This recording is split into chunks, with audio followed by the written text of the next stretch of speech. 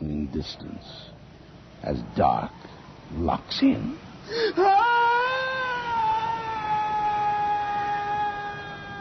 Nightfall.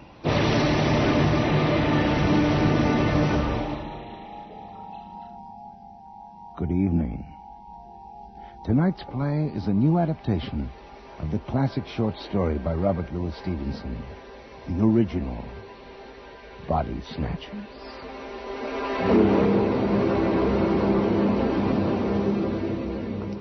Down the close and up the stair, Bud and Ben wi' Burke and Hare. Burke's the butcher, Hare's the thief, Knock's the man that buys the beef.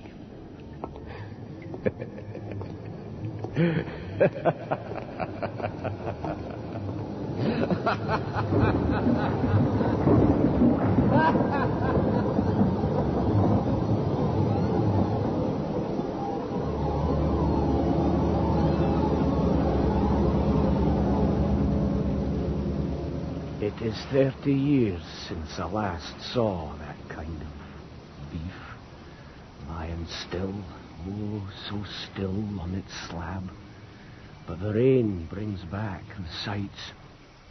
30 years since I was a student of medicine in the schools of Edinburgh. The greatest ornament of all the town was a certain professor of anatomy, a Dr. Knox. You'll call his name to mind, perhaps. When all was done and known, the very children cried it in the streets. And he, God help me, he picked me for a likely lad.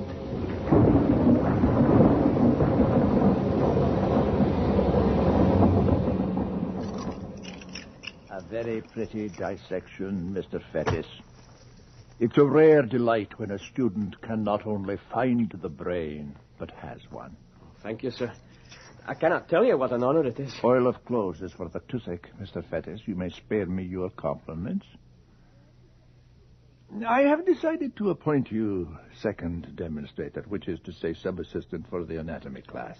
Well, thank you, sir. You'll be responsible to Mr. Wolfe McFarlane here, our demonstrator. The two of you are acquainted, I believe. We shall know each other better, sir.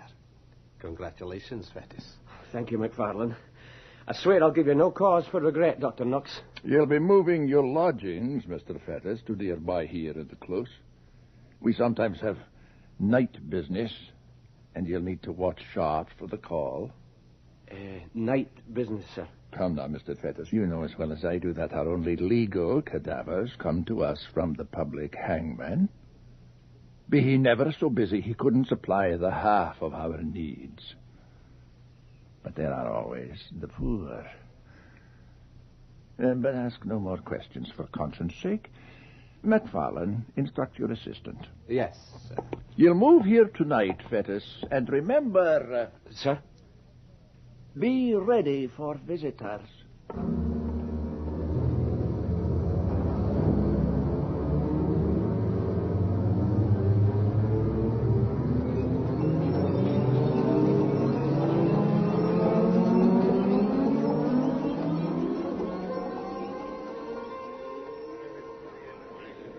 Visitors.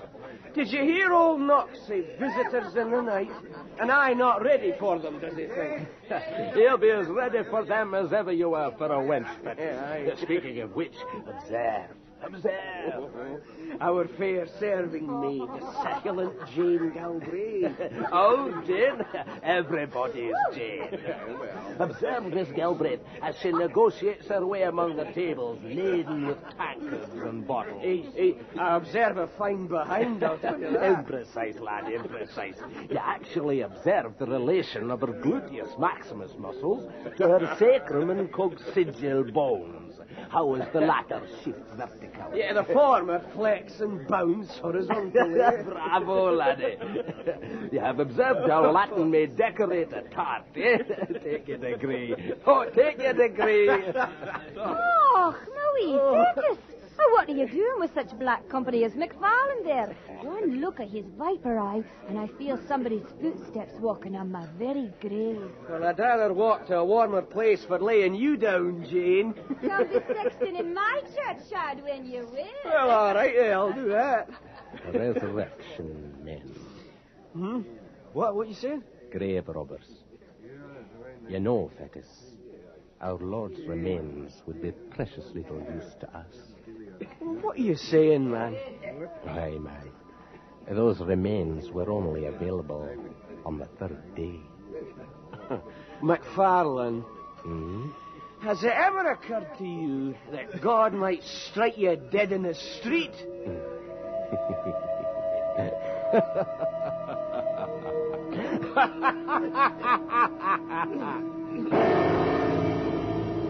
But God and his angels slept, and so did I, until one night, in the blackest dark before the dawn, the promised visitors arrived at last.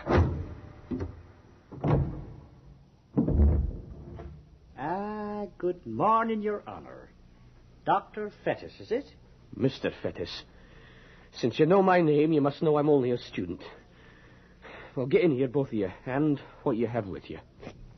My friend here, sir, my living friend, is Mr. Burke. Your Honour's servant. No servant of mine. And I'm Mr. Hare, sir. My other friend, the silent one here, was poor old Sally. Your Honour would be wanting her unwrapped, of course, before you'd be naming a price. Mr. Burke, the fixings, if you please. Right. My God. She still stinks of gin. She died with her last glass still in her hand, God bless her, and all the world a rose of light. Sure, God is kind to his poor, sir. Yeah, she's fresh. How much? Fresh, did you say? She's still warm. A poor old soul we gave a bed to, sir, to keep her from the streets. She was took of a sudden in the night. Yeah, we keep a lodge in the I can do without your explanations. £7.10. For such a fine, fresh cadaver, Your Honour. Surely now. Take the money or go whistle for it. I don't bargain with resurrection men. That's a hurtful name to be saying, sir. And it's blasphemy, too. Mr. McFarlane was giving us £1 a pound when 'twas fresh like this. She's worth more than you're offering. £7.10. Well, seeing as you're new, sir, we take the offer. Good. Here, then. Burke, here? Sir?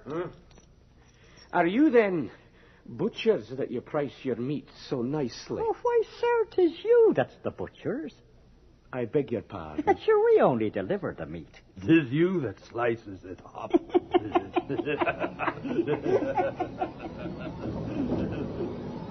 I barred and bolted the street door behind them.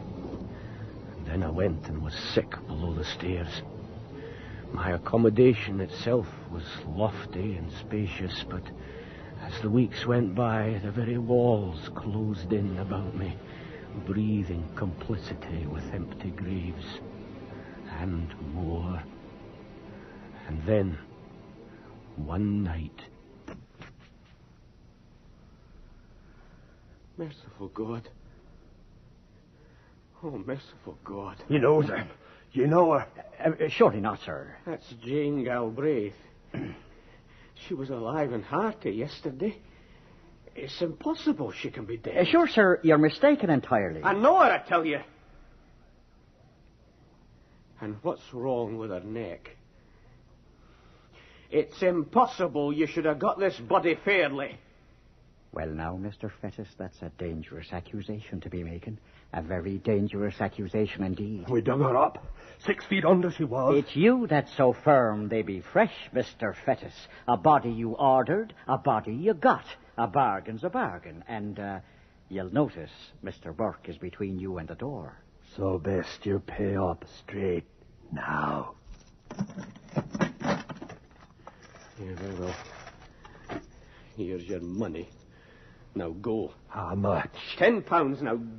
Get out of here. There now, Mr. Burke. Wasn't it myself told you he was a real gentleman?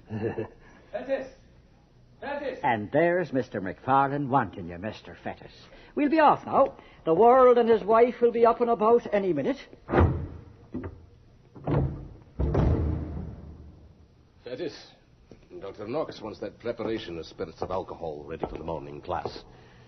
Did I hear the street door close? It was a night delivery. Good.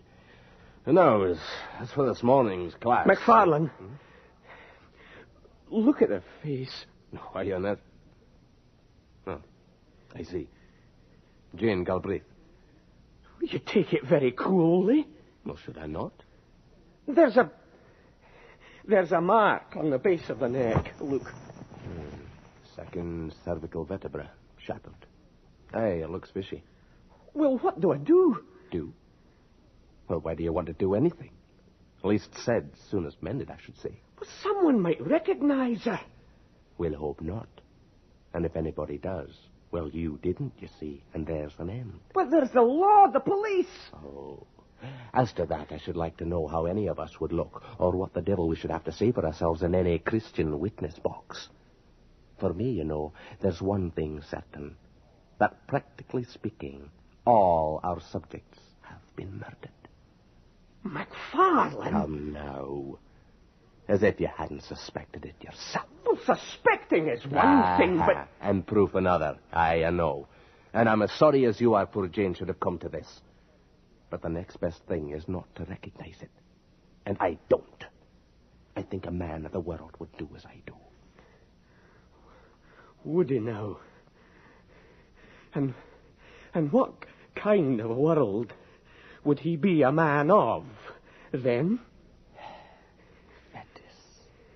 We Fettis. Why do you suppose Knox chose us two for his assistants?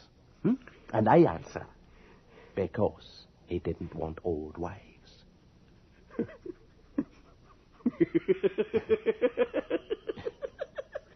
Old wives! Old wives! There's my lad. A man of the world must take his humour where he finds it, eh? God in heaven, who's that? Quick, cover her up and take hold of your nerves. Who is it? It's me, Richardson. What the hell do you want? You know anatomy class doesn't start for 2 hours yet. Let him in, man. Let him in. What? Little Richardson won't bite. And we are here to help the students.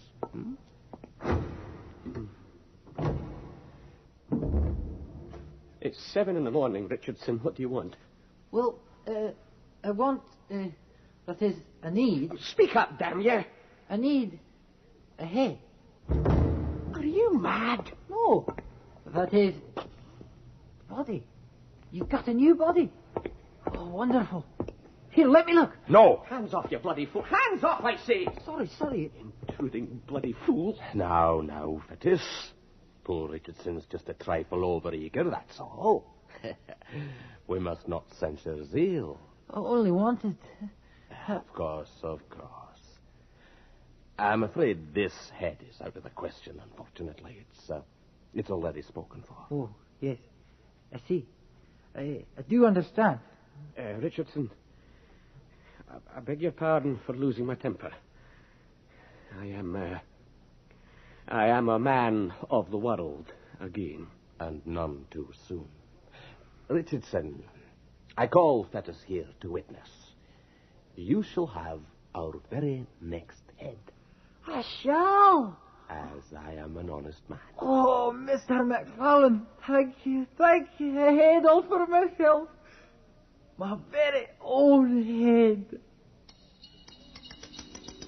In a day, in but one day, Jane Galbraith was disposed of in the usual way. And I hardened my heart and drank o' nights as hard as ever I worked by day. In our tavern, there was another girl to serve us. And one night, beside McFarlane, there sat a stranger, a small man, very pale and dark, with the cold black eyes. He did not improve upon acquaintance, but he exercised a very remarkable control over McFarlane. Leave already? But a pup, Toddy dear. The night is but a pup. Come along now. Order your friend Fettes here another nip of whiskey. Order up, Toddy. Gray, don't call me that. Affection, Toddy dear. A mere term of affection. My name is Wolf McFarlane. Use it. Isn't he a naughty Toddy, Mr. Fettes? Landlord, another rum and water for me and a hot toddy for Mr. McFarland here. And bring him the bill. Aye, sir. You use that name again. Mr. Fettes, you mean to say that darling Toddy here has never mentioned me? Never once? Well, no, sir, not that I recall. Toddy dear, I'm hurt. Worse than hurt. Offended. After all we've been through together. Hold your tongue, Gray. He and I share certain common pleasures, Mr. Fettes. At least I provide, and he enjoys them. Huh? Shut up, damn you! Never told you about those, I'll wager, has he, Mr. Fettes? You see, little... McFarlane, for God's sake, man. Do not fret yourself, Mr. Fettes. He and I often exchange these little love taps, but he finds them costly. Yeah, Toddykins? Landlord, your lamb and venison dinner with all the trimmings and the best wine in the house. The bill to my purple-faced friend here. Aye, sir. Look at him, Mr. Fettes. He hates me, you know. See how my little darling hates me. Have I spoiled your appetite, Toddy? Why, no, Gray. As a matter of fact, you've just given me one. By the time we separated, Gray was incapably drunk, and I tottered home myself with devious footsteps, dimly wondering that McFarlane was still cold sober. Next day he was absent from class, and I chuckled to myself. Yes, I actually did that. To think of poor Toddy still squiring the intolerable Gray from tavern to tavern. By evening I was still a wee bit fragile, do you see. So I went early to bed and slept the sleep of the just. Until... I'm coming. Damn you, I'm coming. Please, dear Lord, let there be honest earth on this one. McFarlane, you? Me. Have you been out alone? You might say I have. Now stop staring and give me a hand. Digging up a grave by yourself? How in heaven's name did you manage it? Never mind, damn you. Up on the slab. Here, I'll get the door. But where and how did you come by it? I'm as strong as you, but I'd never... The bolt, you bloody fool! I was just going to snap it, McFarlane. What the hell's the matter with you? Oh, I'm sorry, Fettes. My nerves are playing me up. I'm much better now. Well, you'd best be home to bed then, and let me get back to mine. I think first you'd better look at the face. Well, why should I do that? Because you know who it is, dear Fettes. But you'll never sleep until you're absolutely sure, now will you? Look at the face. Look at the face. Oh, God. Oh, God. God. You see, Fettes? You did know. You're weeping for such scum as Gray. To see him naked, in rigor mortis, on a slab. The man I left well clad and full of meat and sin. on the threshold of a tavern. Fetis. What a bairn ye are, after all. The wee kirk of the heather got its clutches on ye yet. Enough of that. We must to business. See that Richardson has the head. The poor fool will probably kiss you. And talking of business, you must pay me. Your account, remember, must tally. Pay you? Pay you for that? Why, yes, of course you must. By all means, and on every possible account you must. I dare not give it for nothing. You dare not take it for nothing. Mr. Gray is the continuation of Miss Galbraith. You can't begin and then stop. If you begin, you must keep on beginning. There's the truth. No rest for the wicked, you see. My God. What have I done? And when did I begin? To be made a class assistant in the name of reason, where was the harm in that?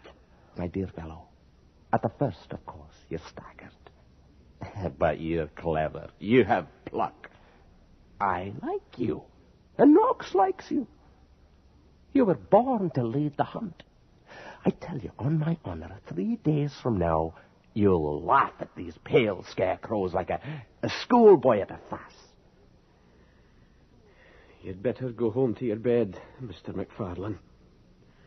I'll get Gray ready for the students in the morning. Above all else, Mr. Fetis, the head to little Richardson. Did you see his eyes when I promised it? Do you think anyone will recognize Gray? Not 5 minutes after Richardson's first cut.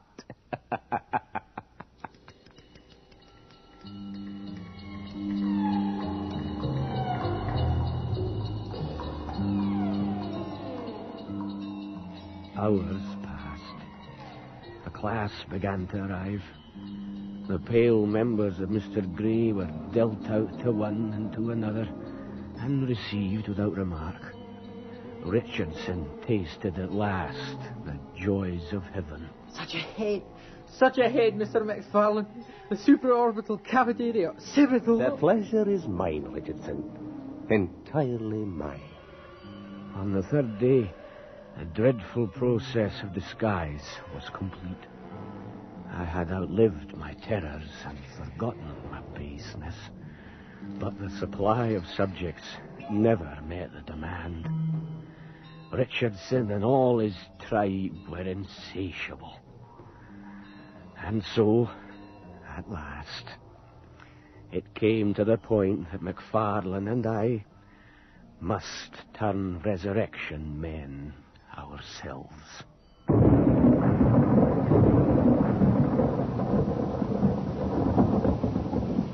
Like vultures on a dying lamb, we came down in rain and darkness on a coffin in the lonely rustic graveyard of Glencourse.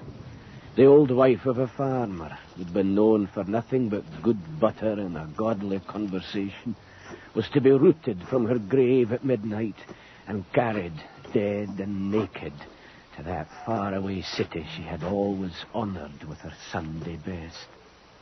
The place beside her family was to be empty till the crack of doom. Her innocent and venerable body to be exposed to the last curiosity of the anatomist.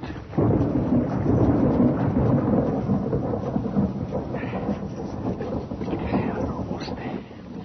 A little more. Damn it to hell! The lantern's gone out. How are we going to get a corpse up in pitch darkness? To hell with the darkness. The less to see, the better. We don't need light to break her open. Damn it. Now let's get her out into the carriage. Poor Billy will catch us. Get the cold in this rain. What the hell's got into the dogs? Never mind the dogs. Get her under the shoulders. I'll take care of the feet. God, she's heavy for...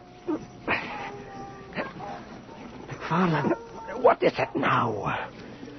This This is not the body of a woman. Superstitious fool. Feel it, you can...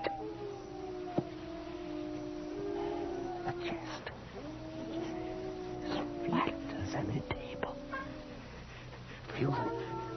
Feel the width of the shoulders.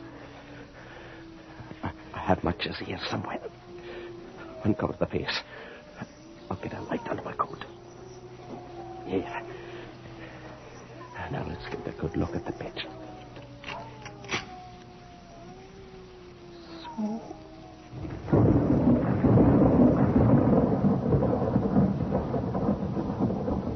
There. Against all reason, staring up from the coffin. His cold black eyes fixed on us like a knife in a wound. Lay the one face that we now knew could never decompose or be disposed of. The face that would henceforth belong to any corpse we should ever encounter. The mocking face of the dead and long dissected Grey.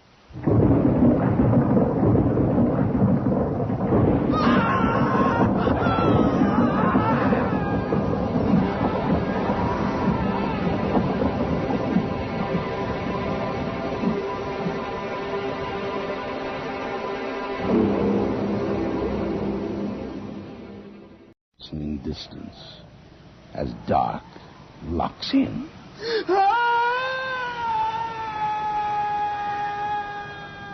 Nightfall.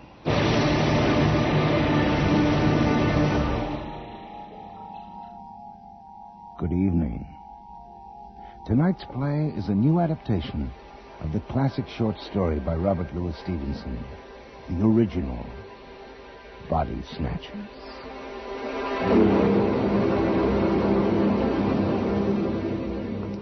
Down the close and up the stair, Bud and Ben with Burke and the Hare.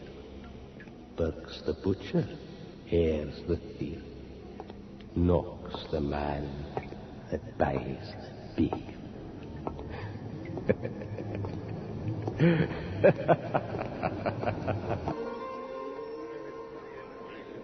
Visitors.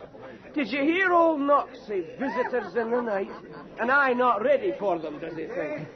He'll be as ready for them as ever you were for a wench. Yeah, Speaking of which, observe. Our fair serving maid, succulent Jane Galbraith. Oh, Jane. Everybody's Jane.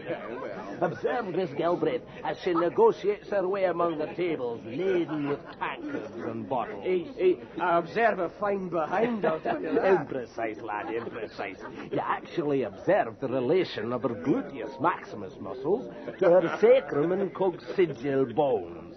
How is the latter shift vertically? Yeah, the former flex and bounce horizontally. Bravo, laddie. You have observed how Latin may decorate a tart, eh? Take it, agree. Oh, take it.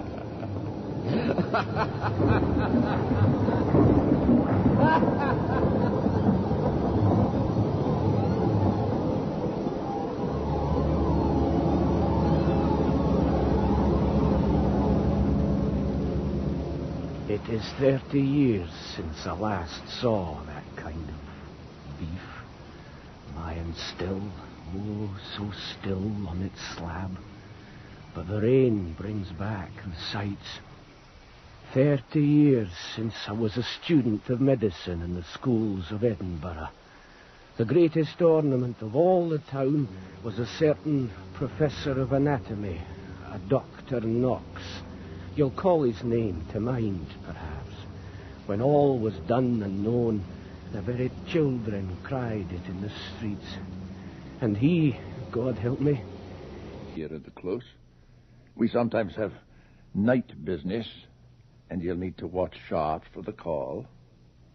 Night business, sir. Come now, Mr. Fetters, you know as well as I do that our only legal cadavers come to us from the public hangman. Be he never so busy, he couldn't supply the half of our needs. But there are always the poor. But ask no more questions for conscience' sake. McFarlane, instruct your assistant. Yes, sir. You'll move here tonight, Fettes, and remember... Sir? Be ready for visitors.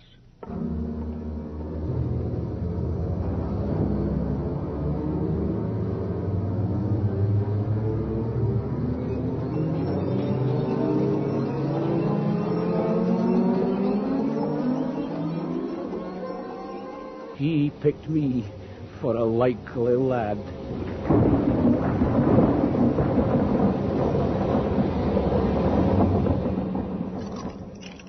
A very pretty dissection, Mr. Fettes. It's a rare delight when a student can not only find the brain, but has one. Thank you, sir. I cannot tell you what an honor it is. Oil of clothes is for the toothache, Mr. Fettes. You may spare me your compliments. I have decided to appoint you second demonstrator, which is to say sub-assistant for the anatomy class. Well, thank you, sir. You'll be responsible to Mr. Wolf McFarlane here, our demonstrator. The two of you are acquainted, I believe. We shall know each other better, sir. Congratulations, Fettes. Thank you, McFarlane. I swear I'll give you no cause for regret, Dr. Knox. You'll be moving your lodgings, Mr. Fettes, to nearby here.